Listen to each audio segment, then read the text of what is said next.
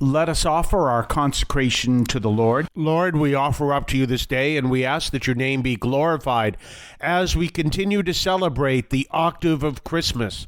Let us come to know your love, let us come to glorify your name, and let us come to seek you in all that we do. And we ask this through Christ our Lord.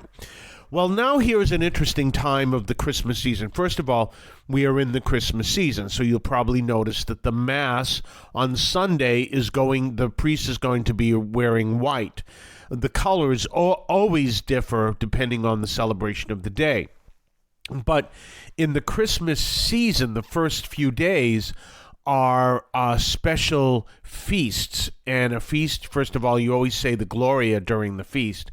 So you'll hear the Gloria every day, not because necessarily it's the Christmas season, but we're celebrating certain feasts of saints. Today is one, it's St. Stephen. We're going to talk about him in a minute. And then we have St. John the Evangelist, the Apostle and Evangelist tomorrow. And then the Holy Innocents, very powerful celebration, the Holy Innocents, especially for our time.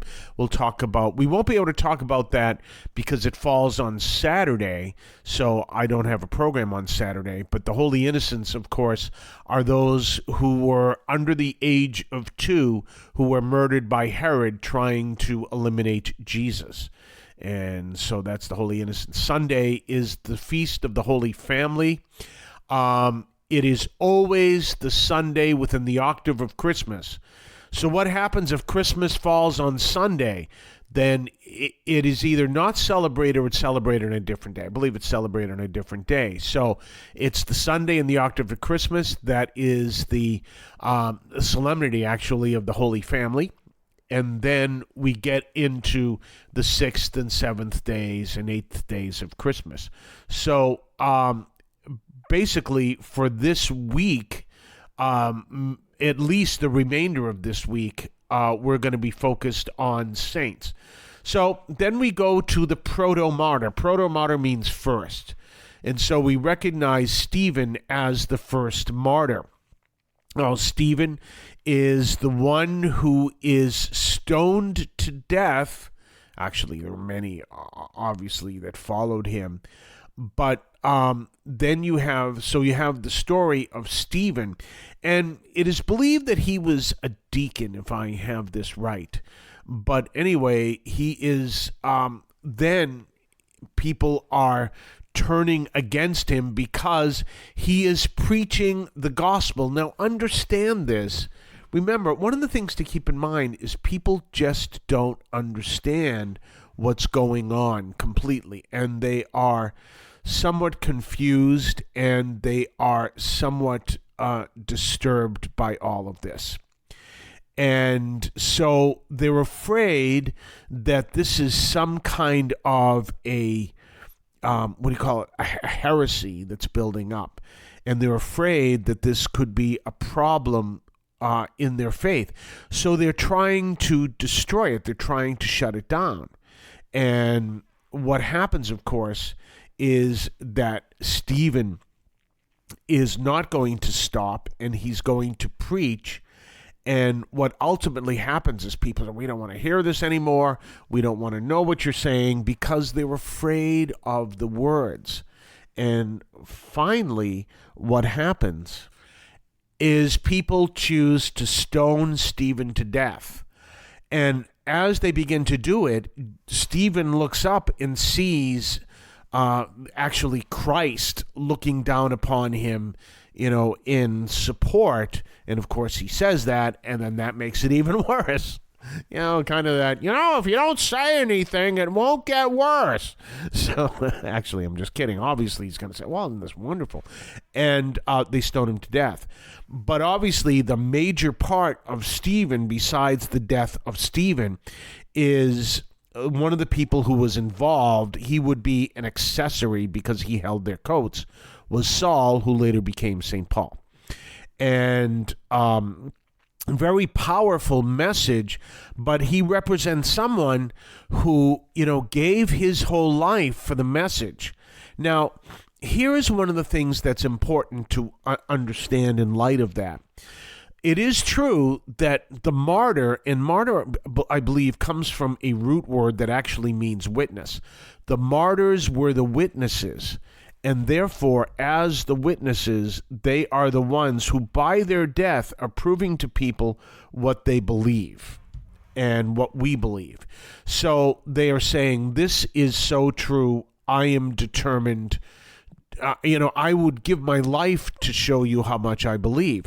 So this is a powerful message that Stephen is giving by giving his life. That's how much he believes. And he obviously sees Christ in front of him.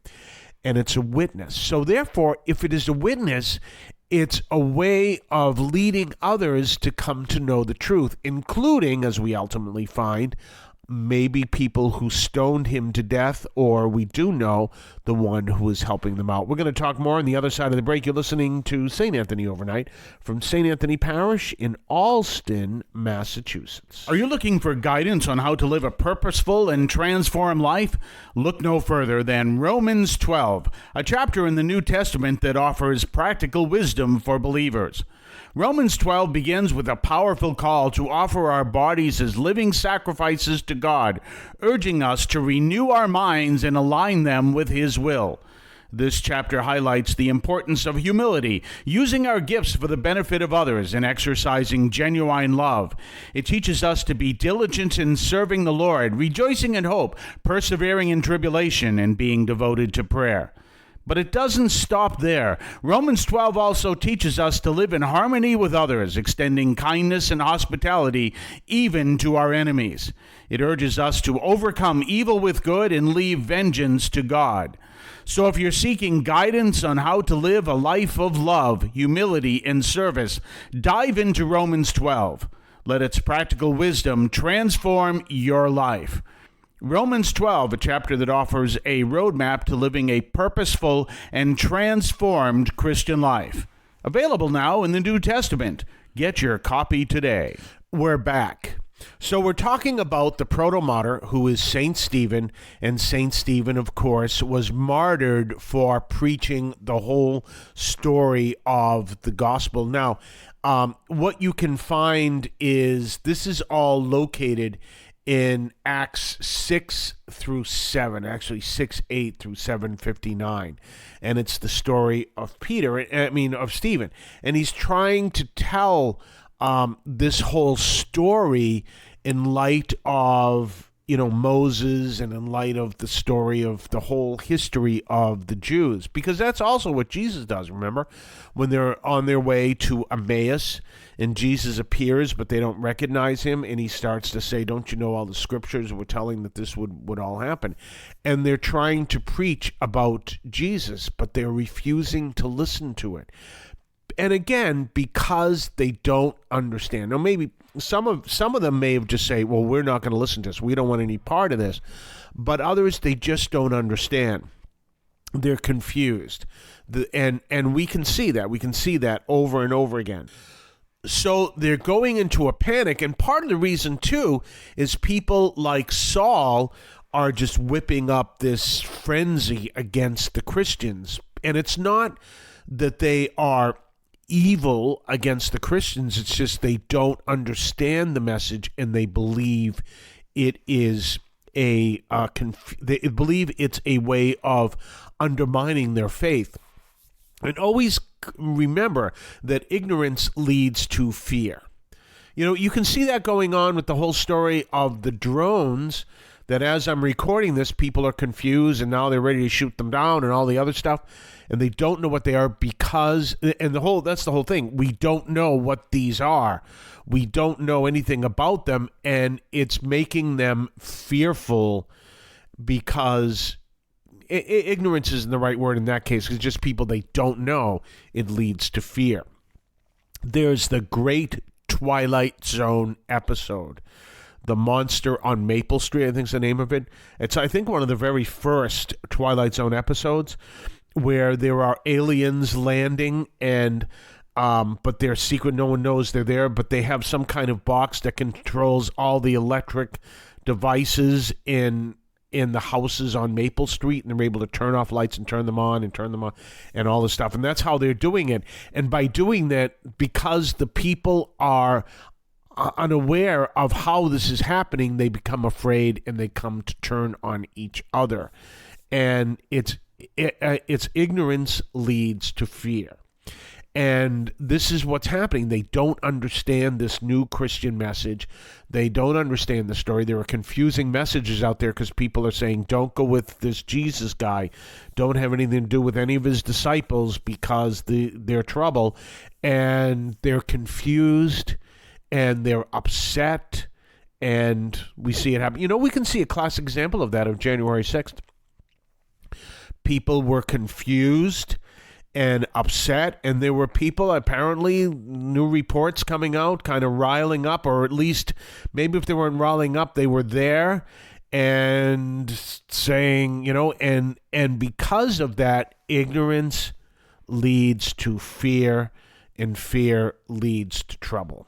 So that's one of the reasons why the first message that you often hear, it's said 365 times, do not fear, because you trust in the Lord, and the Lord will lead you through what it is that you're afraid of. But ignorance leads to fear, and they don't fully understand, and so they panic, and what do? They break a commandment, even though they may consider them doing the right thing in the name of their the purity of their faith.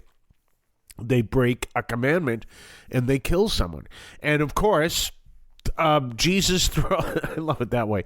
Jesus kind of throws the fuel on the fire by appearing to Stephen, and he goes, look, there he is. And that really gets them all upset. And they stone him to death, and he is the proto-martyr. That's what we celebrate always on December 26th. We'll be back tomorrow. In the meantime, have yourself a blessed day, and we'll see you then. I want to call your attention to Catholic TV, which offers great faith-filled, family-friendly programming 24 hours a day. You can find your cable channel at www.getcatholictv.com, and you can watch online on the free apps or check out the YouTube channel. Daily Mass, Rosaries, the Divine Mercy Chaplet, and the Our Lady of Perpetual Help Novena are all available online and on demand. Check out CatholicTV.com. Remember, when you're looking for a place to attend Mass, and if you don't already attend Mass at your local parish, come to St. Anthony Parish in Allston, Massachusetts. We're located at 43 Holton Street in Allston, just a few blocks up from Soldiers Field Road.